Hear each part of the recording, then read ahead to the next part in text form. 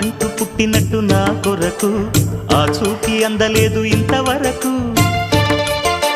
వచ్చింది గాని ఈడు ఒంటి వరకు వేధించలేదు నన్ను జంట కొరకు. చూశాక ఒక్కసారి ఇంత వెలుగు నా వంక రాను అంది కంటి కునుకు. ఈ అల్లరి గారడి నీ లీల అనుకోనా, నీ పేరు ప్రేమ అవునా, ఇవాళే నిన్ను పోల్చుకున్నా.